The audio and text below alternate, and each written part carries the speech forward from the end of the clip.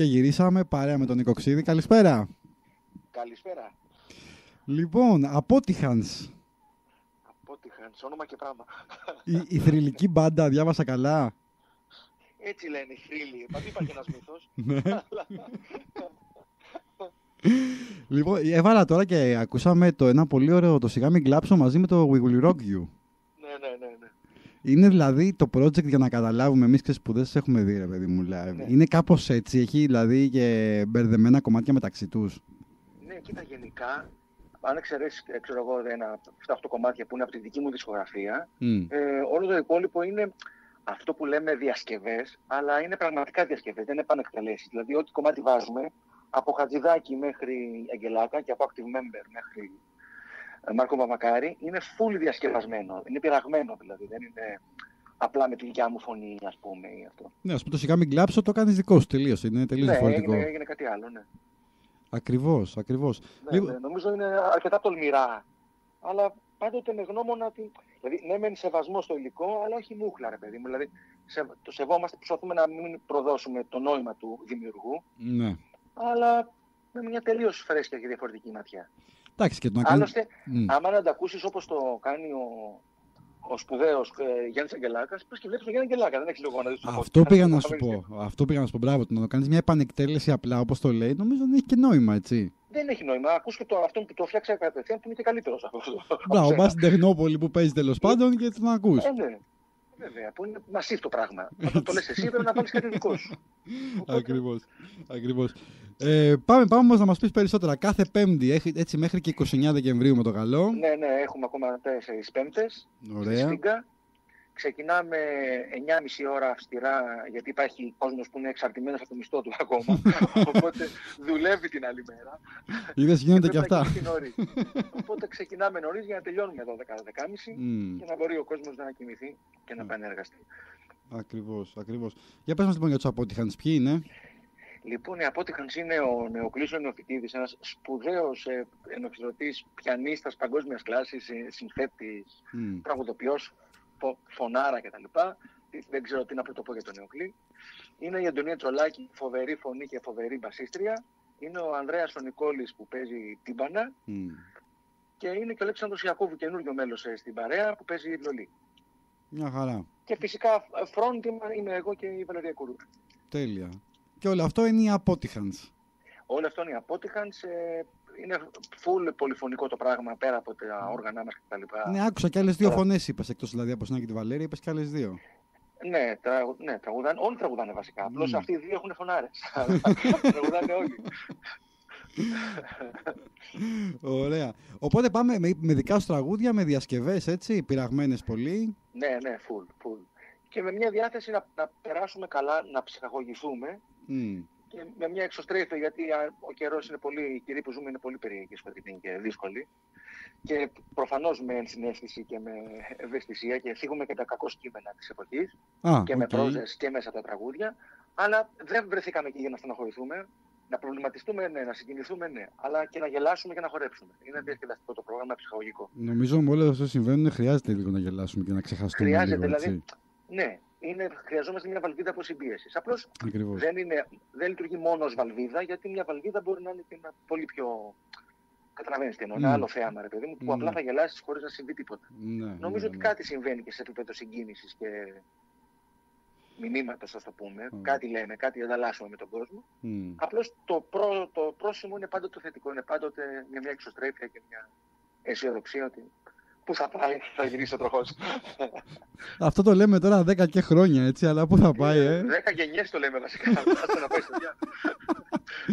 Δεν ξέρω, για το μέλλον είσαι αισιόδοξος? Κοίτα, για το μέλλον είμαι πάρα πολύ αισιόδοξος. Όχι για το δικό μου μέλλον όμως. Το μέλλον είναι γενικότερα. Δηλαδή για τα μέτρα τα ανθρώπινα της ζωής μας που κρατάει 50, 60, 70, 80, 90 χρόνια. Εντάξει, κρατώ πολύ μικρό καλάθι. Αλλά ναι, για το μέλλον. Αλλά γενικά για τα επόμενα εκατομμύρια χρόνια, ξέρω εγώ, μπροστά. Κοίτα, ναι, γενικά ο πλανήτης θα τα καταφέρει τέλεια χωρίς εμάς. Είμαι σίγουρος γι' αυτό. Και αυτό και εγώ είμαι σίγουρος. Μη σου πω ανυπομονή να μας ξεφορτωθεί. Δεν πιστεύω τώρα στη Σφίγγα να ανάβετε καλοριφέρ και τέτοια, να είστε τέτοιοι εσείς. είσαι τρελός, τι είμαστε, τίποτα. Όχι, εμείς είμαστε εκεί αναρχοάπλητοι. Μηχανιστές, λεσβείες. Ζεσταίνουμε τον εαυτό μας με τα χνότα μας εκεί. Δεν αναβείται το θέρμο, ούτε τίποτα. Και να φανταστώ ψωνίζετε και από το καλάθι του νοικοκυριού, έτσι μόνο.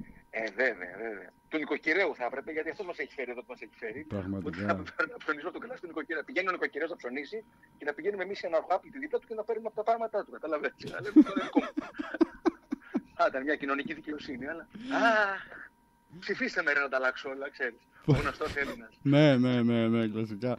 Πώς σου φαίνεται εσύ αυτή η παροδία που όλα είναι τα πάντα ακριβά, αλλά ο πληθωρισμός κατεβαίνει?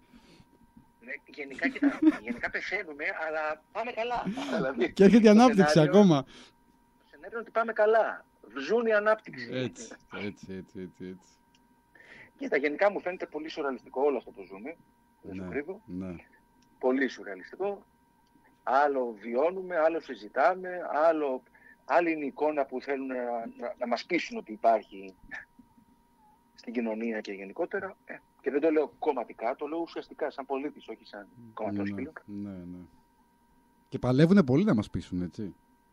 Ναι, βέβαια, πλάκα κάνεις. Πολλά τα λεφτά, πέτσα, Άρη. Βέβαια. Τώρα να σου πω, επειδή και ακούγεται τώρα πάλι, έχει βγει το σενάριο για εκλογές, ρε παιδί μου, και αυτά. Ναι. Πιστεύεις ότι θα αλλάξει κάτι ή αυτό που λένε, ξέρεις, αν οι εκλογές αλλάζαν κάτι θα ήταν παράνομες? Αυτό πιστεύω, όπως και η τηλεόραση. Ναι, κοίτα να δεις. Άμα έκανε καλό δεν θα ήταν τσάμπα. Ναι. Δεν είμαι αισιόδοξος για τις εκλογές, γιατί δεν περιμένω φως στο τούνελ από επαγγελματίες πολιτικούς. Τόσο απλά. Ακόμα και αν κάποιοι από αυτούς που είναι σήμερα στην πολιτική σκηνή ενεργά είχαν κάποιες ιδέες ή κάποια ιδανικά για αυτά, για να φτάσεις να είσαι εκεί ψηλά, έχεις λερωθεί πολύ, έχεις πει πολλά ναι και κανένα όχι, πώς να σου το πω. Οπότε δεν πιστεύω ότι μπορεί να γίνει μια αλλαγή μέσα από το κοινωνικό σύνολο. Αλλά αλλαγή πολύ να αλλάξει αυτό, ρε γάμο του. Διαπιστώνω με θλίψη δηλαδή ότι η τάση είναι να είμαστε τηλεθεατές και όχι πολίτες.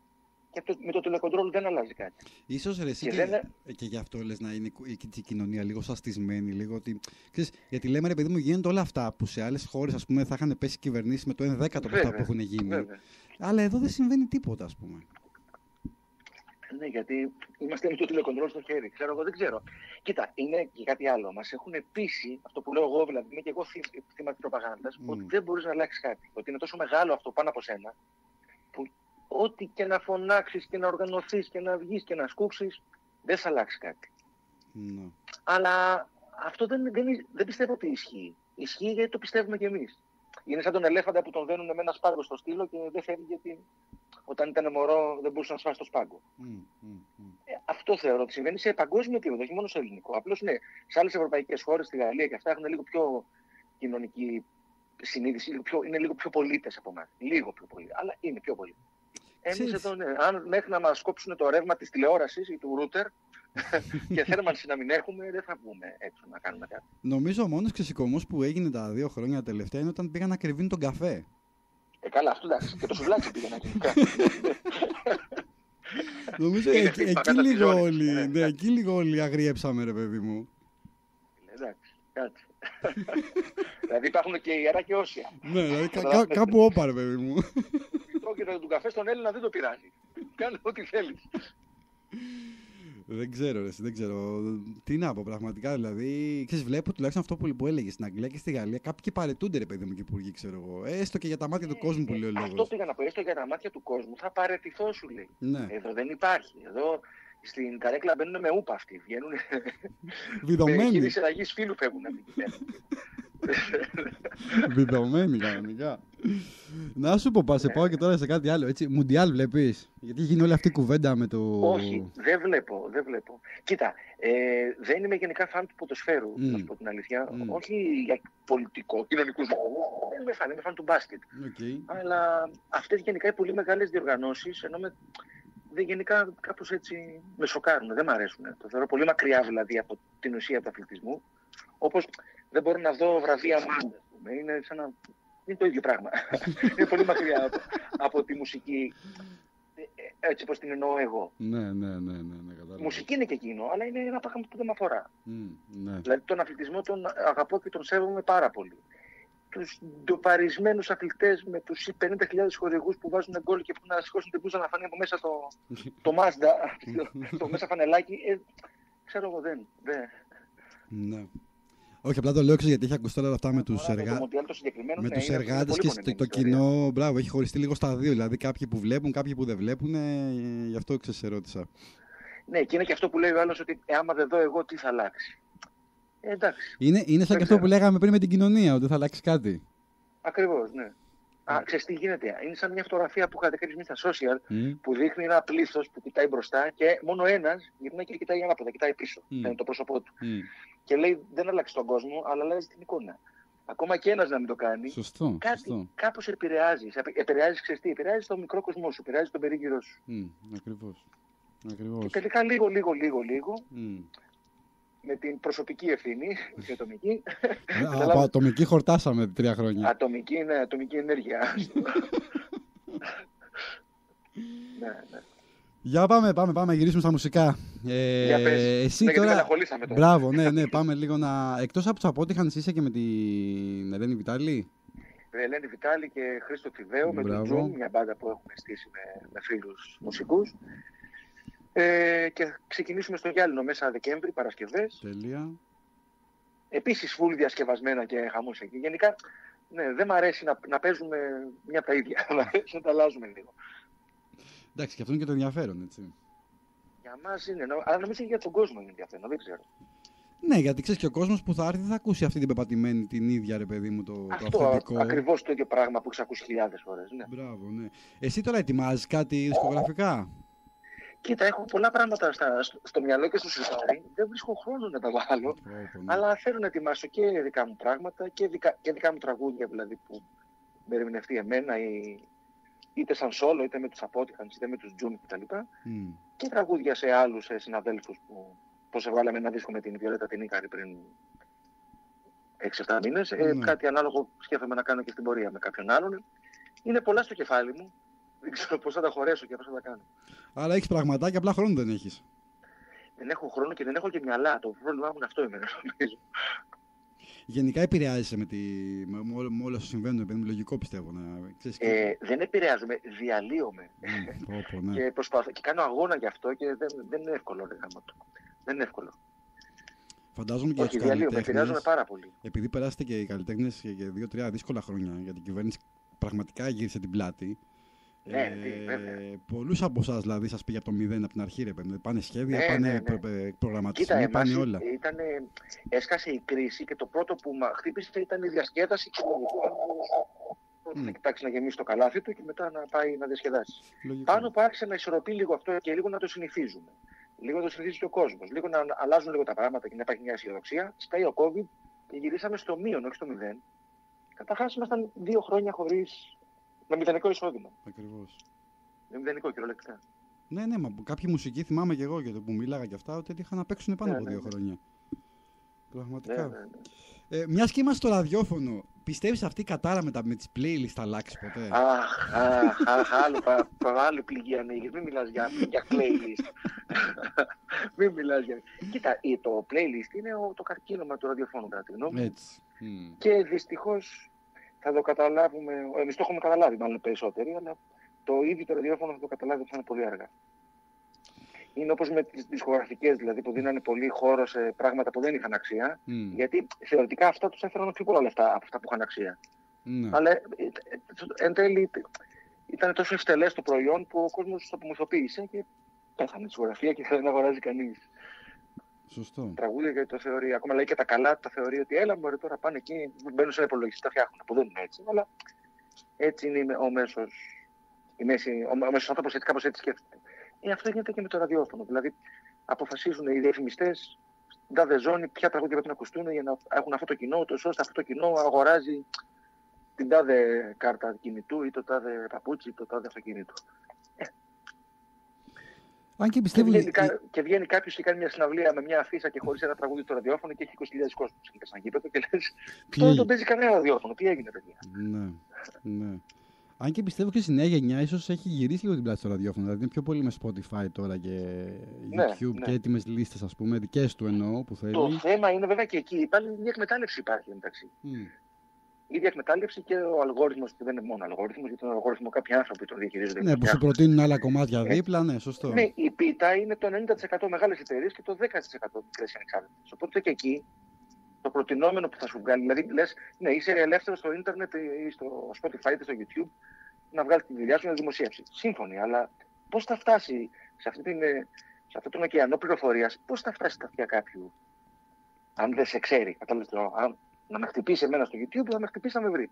Αν δεν με ξέρει, πώς θα πέσει τυχαία. Ενώ κάποτε ο παραγωγός είχε το μεράκι να να άκουγε όλη μέρα μουσική, γιατί ήταν ο ερωτάς του αυτό το πράγμα. Πώς εμένα ερωτάς να παίζω μουσική, αυτό ήταν ερωτάς του να ανακαλύπτει καινούργια πράγματα. Και άκουγες, ξέρω εγώ, τον τάδε παραγωγό,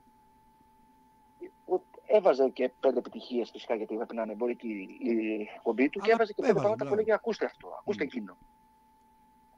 Αυτό εμένα μου λείπει, σαν ακροατή είμαι από την παλιά γενιά και μου λείπει. Μα νομίζω και η ένσταση όλων, δηλαδή των φυσιολογικών ανθρώπων, δεν είναι να βγουν τα ραδιόφωνα και να παίζουν κομμάτια άγνωστα, εισαγωγικά που δεν ξέρει ο κόσμος. Να βάζουν, αντί να παίζουν 10 φορές το ίδιο τραγούδι, παίξει το 5 και βάλει και 5 να ακουστεί. Ακριβώς. Αυτό.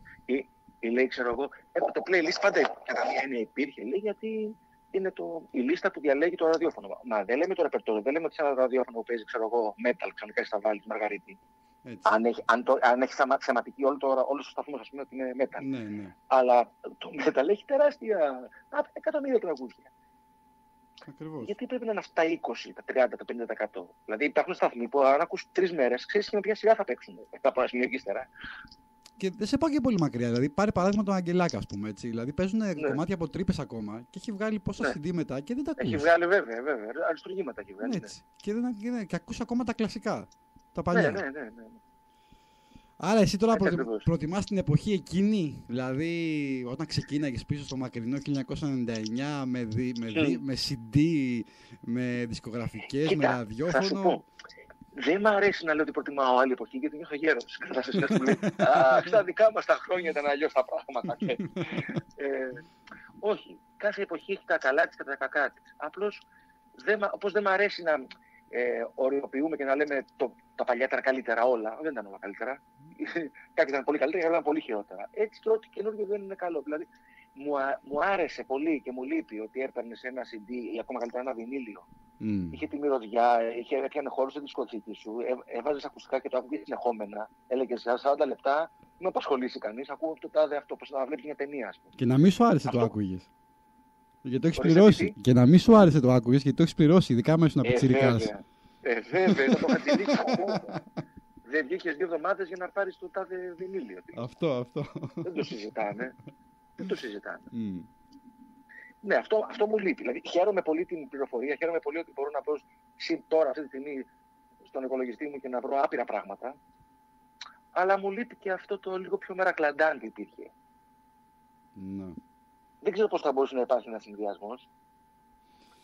Δεν ξέρω. Και δεν ξέρω αν έχει και γυρισμό. Δεν ξέρω. Είναι και η εποχή που τρέχει πολύ γρήγορα όλα. Δηλαδή, κάποτε έβγαινε ένα κομμάτι και το λιώναμε για εβδομάδες, για μήνες, για χρόνια. Τώρα βγαίνει ένα κομμάτι φοβερό, γίνεται hit, γίνεται αυτό, γίνεται viral και σε 2 εβδομάδες είναι ένα άλλο. Ναι, δεν προλαβαίνει ακριβώς. Ναι, δεν προλαβαίνει. Ναι, ακριβώς. Δεν ξέρω φιλοσοφικά τώρα, δεν ξέρω αν αυτή η ρυθμή είναι ανθρώπινη. Δεν ξέρω καταλαβαίνεις τι εννοώ.